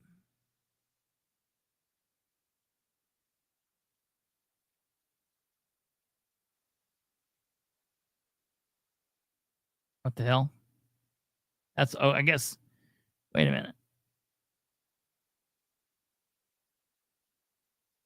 Okay, wait. So that was supplement 20, and that was from 10/7/22. So then now we see 1/4/23. Repeated attempts have been made to the Henry County prosecutor for review to see what charges they would like filed. As of this date, no response has been given. Request case remain active. No further at this time. So that's from December of 22 to January of 23. January of 23 again. Let's see what we got going on here. That's the 4th. This is the 18th. On 1/9/23, I contacted elected Henry County Prosecutor Michael Mahoney, referenced this case. I advised Mr. Mahoney the statute of limitations for victim Sam Shipley would be expiring on 1/10/23. I also advised him that the case was submitted to the prosecutor's office in July of 2022. Mr. Mahoney advised he was somewhat familiar with the case and added he would take a look at it and get back with me. On 1/9/23, Mr. Mahoney contacted me and requested that I submit a separate PC on Jason Bertram that only focused on victim Sam Shipley. I then submitted that PC affidavit to Mahoney, and on 1/9/23 at approximately 1300 hours for 1 o'clock, Mr. Mahoney advised that he had filed a PC affidavit with the court to meet the statutory requirements. 1/12/23, Ed Manning, Henry County Prosecutor's investigator, emailed me an arrest warrant for Jason Bertram. The arrest warrant included 8 charges that reflected all of the victims identified in this case. The charges included 2 counts of sexual misconduct, 1 count of official misconduct, 3 counts of misdemeanor battery, and 2 counts of misdemeanor making an unlawful proposition. The warrant signed on 1/11/23 listed Bertram's address as blank. I then began some research and learned that Bertram had a new address listed on his license, which was blank. I contacted the prosecutor's office and spoke with Ed Manning. I asked him how the address was obtained, and he later called back and advised the secretary and found the address in the system. Mr. Manning was advised that he would amend the warrant with Bertram's current address. On 1/13/23, I obtained the amended arrest warrant, which was signed the same day. On 1/17/23, myself and Detective Brad Tucker went to the area of Megan Lee Drive. The plan was to make contact with Bertram via cell phone to see if he was willing to turn himself in. On 1/17/23 at 12:44 hours, I called Bertram's cell phone, and the call went straight to voicemail. At 12:46 hours, I contacted ISP Dispatch and advised them we would be attempting to serve the warrant at blank Megan Lee Drive in Indianapolis. At 12:48, I attempted to call Bertram's cell phone again, and it went straight to voicemail. Myself and Detective Tucker then pulled up to the address and attempted to make contact on the front door. The address was a mobile home and had a front porch and 2-vehicle carport. There was no answer on the door, and we observed there was a black dog inside the residence that would bark at the front door and then would turn and sit down facing the rooms on the north side of the trailer. As prior canine handler, the action of the dog made me believe its owner was inside the residence. At 13:02, I attempted to call Bertram's cell phone, and it went straight to voicemail. At 13:02, I texted Bertram's cell, Jason, come to the door. We also believed Bertram was inside the residence due to both his vehicles being parked at the residence. His vehicles were a gray 2012 Cadillac SRX SUV with Indiana plates and his black 2004 Pontiac Grand Prix with the Indiana plate. A third vehicle was parked at the residence, which was a black Honda CRV with the Indiana plate, which is registered to blank, who lived with Bertram, and last known address was blah, blah, blah, whatever there. Let's go there. It was confirmed that she also lived at Megan Lee at the Megan Lee Drive address. I walked around the house, knocked on the door, the south side of the trailer, and also knocked on the sliding glass door on the west of the trailer. There was no answer, and no person was seen inside. It was noted there was a sign on the window by the front door that showed Ring surveillance cameras. It also noted that there was a possible camera inside the light socket next to the front door.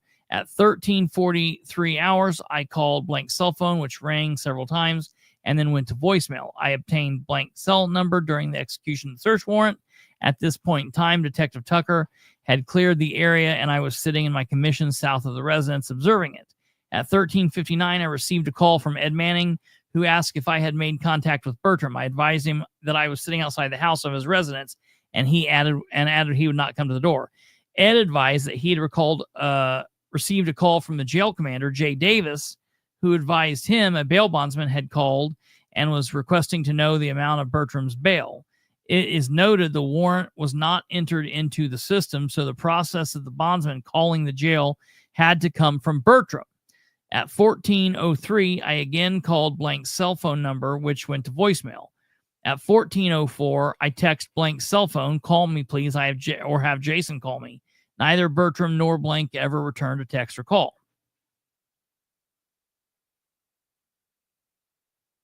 At 14:25, I cleared the scene and contacted Jay Davis. Jay Davis, from what he knows, a guy by the name of Willie Rust, who owns a construction business and was former Newcastle City PD officer, had called the bondsman on behalf of Bertram. Jay added apparently Bertram had been doing some work for Rust. At 15:34 hours, I contacted Trooper Matt Wilson and requested assistance with serving a warrant on Bertram. We spoke about obtaining some separate search warrants, and then I emailed some information to Bertram. Emailed him some information on Bertram.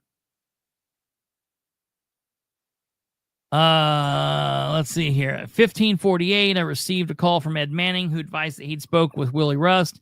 Ed advised Willie, told him that Bertram was acting unhinged, and thanked him for everything he had done. Rust advised Ed he tried to call Bertram's phone, and Bertram had shut it off. At 16:08, I contacted Trooper Wilson and advised him that updated information. At 16:31, I received a call from Ed Manning, who advised that he believed that Bertram had just shot himself. At 16:35, Ed called back and advised that he'd spoke to Lawrence PD and confirmed that Bertram had shot himself. Ed then gave me the contact information of the detective on scene. I made contact with Lawrence PD Detective Michael McKenna. McKenna confirmed that Bertram had shot himself and was deceased. I advised McKenna of the situation and added we had been at the residence earlier in the day attempting to serve a warrant on Bertram. Detective McKenna asked if I needed anything, including Bertram's cell phone from the scene. I advised him no. I then emailed Detective McKenna and the ISP incident report and warrant.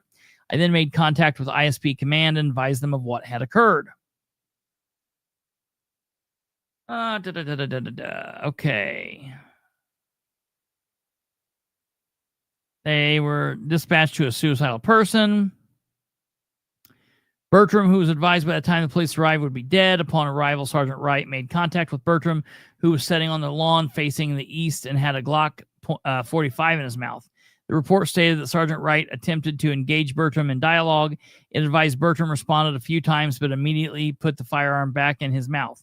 It described the firearm was upside down with the ejection port facing south on Bertram's right side. The report advised Bertram pulled the trigger and a round discharged, and Bertram fell backwards and was unresponsive. The report advised Bertram was transported to Methodist Hospital and was pronounced deceased at 16:31. The report advised Bertram's roommate later arrived on scene and advised them that Indiana State Police had been at the residence earlier in the day attempting to serve a warrant for Bertram. Advised Bertram told her he was going to decide how he was going to continue, not them. The report also advised that Blank spoke with Bertram's mother and advised her Jason was deceased. There's that. No further at this time. So that's the police report of the unfortunate situation. In that situation, jumping on here to the other filings in the case, this is the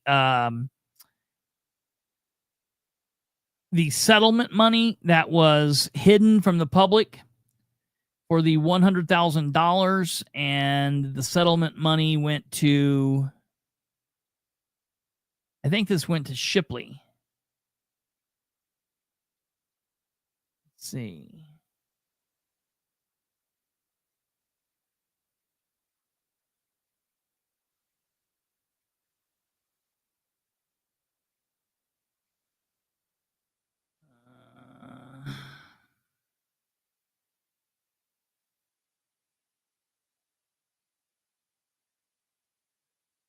What year was this? 22. So this happened in 22. Wow. See, and I was poking around in Henry County at this time, and I had no no knowledge of this. And I knew of this story at this time. But I had no information about this. And it talks about Bertram in the case in this information. So this is something, folks, that everyone that has been an elected official or an appointed official in Newcastle, in Henry County, has known about.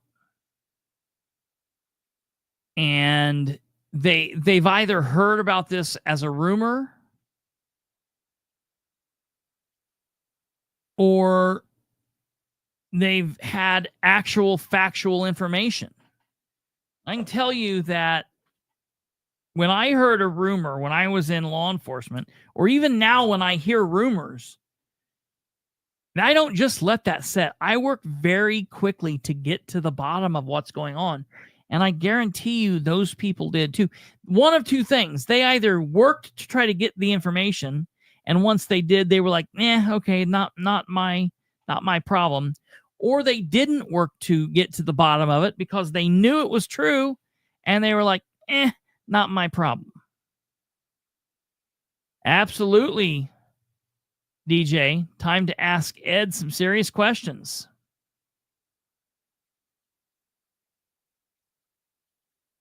Yeah, I mean, there are a lot of elected officials who really need to ask some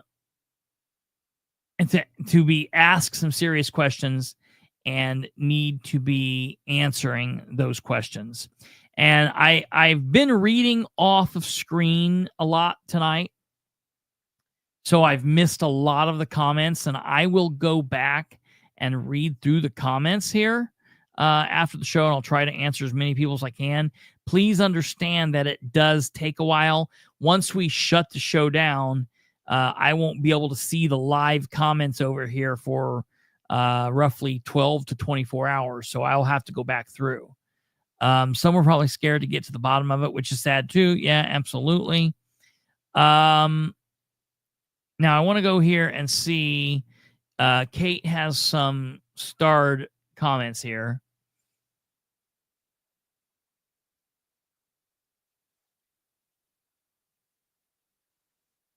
Let me see this. Frank Wilson.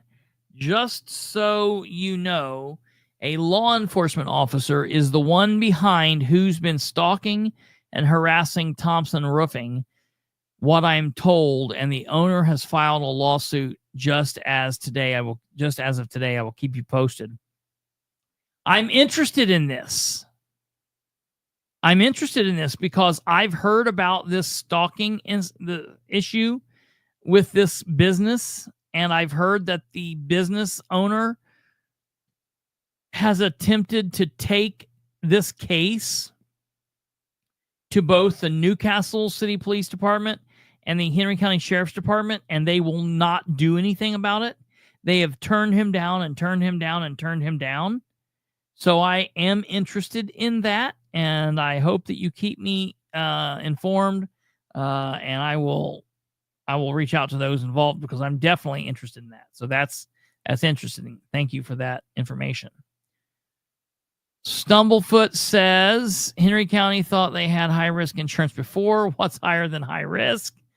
Yeah, very good point. This is literally going to kill Henry County financial. I mean, I don't know what to say. I don't know what to say about this. Admiral Eric, in my opinion, years ago, people in Newcastle ended up unalived when they threatened to talk. Saying things like that, when we say things like that, we sound like crazy people. But then you read stuff like this and you hear things like this and you live in communities like this and you're like, maybe that's truer than what we believe. And maybe it's not so crazy. Maybe believing that isn't so crazy. Good point, Eric. Dr. Callahan has said, hold on. Look at his body language, his increased respirations and color change. He's guilty. Yeah, absolutely. I would like to see that whole video. I'm going to try to find and get the whole video. That was one of my specialties, was interview and interrogation. So I'd like to see the whole thing. That would be interesting. Now, the other case, and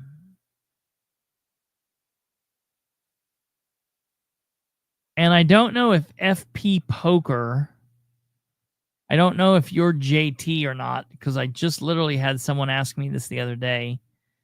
It should tell Kimbrell, Josh Kimbrell, pled guilty, and he was sentenced to 20 years, which means 20 years with 15 executed. So that means he will do 15 years in prison. He will get 5 years of off for whatever reason. When he comes out, he will do 5 years on supervised probation. He will be a lifetime sexual registry list registrant, which is good. And his victims and his ex-wife will have a lifetime protective order against him. So that's fantastic.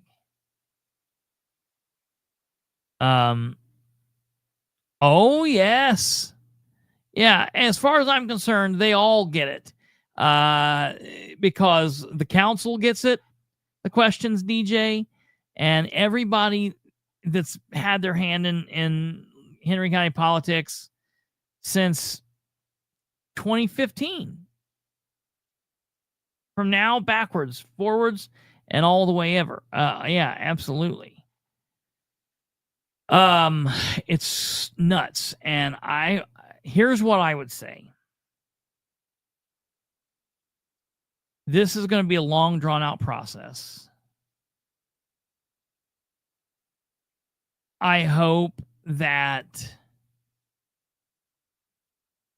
the people involved, if they, whatever, even the smallest amount involvement in this, if you are somehow involved in this, just resign.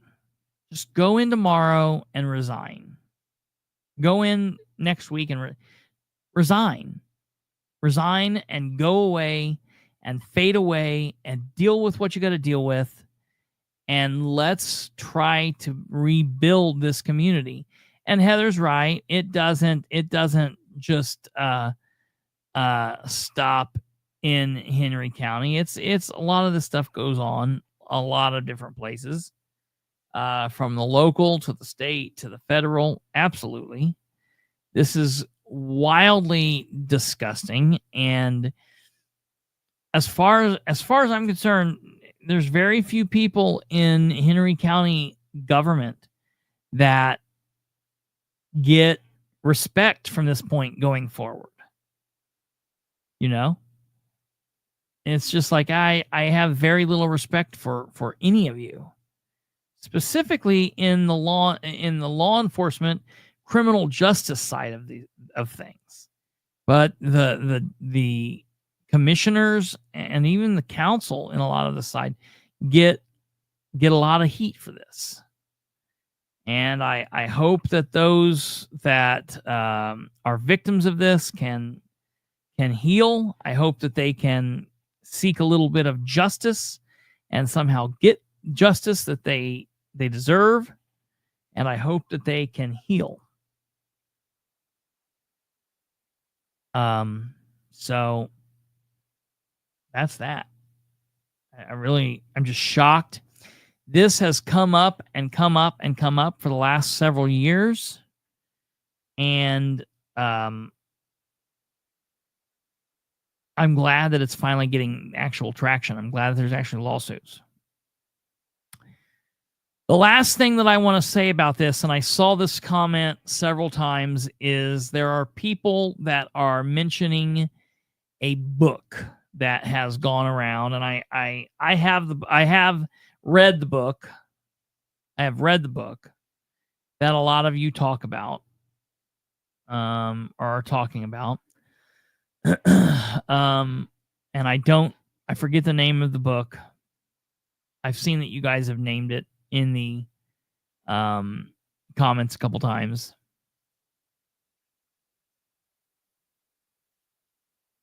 I think some of that book has value. I think a lot of it doesn't. I think the lady that wrote that book, I don't know what her involvement in any of this is, but I think she has some serious issues herself, and I don't trust a lot of that book. I think there's a lot of weirdness in that book, and it's very self-serving and weird.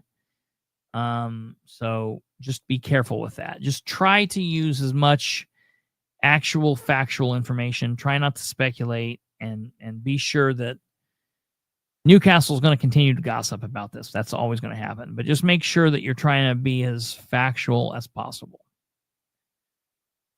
All right, ladies and gentlemen, it is not in my opinion, it is not a worthwhile book.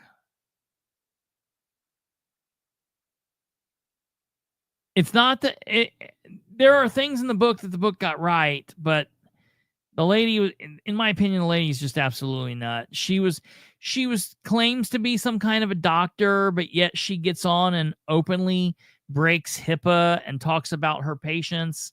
And if somebody critiqued her book, she's like, well, you're just mad because you came in for back pain and I wouldn't give you morphine. And I'm like, whoa. A doctor can't be saying this. You can't be saying this as a doctor. You just broke HIPAA there. So she's got a lot of issues herself. So I'm just saying, with everything out here, there's so many lawsuits that you can go out there and read. There's articles on this now.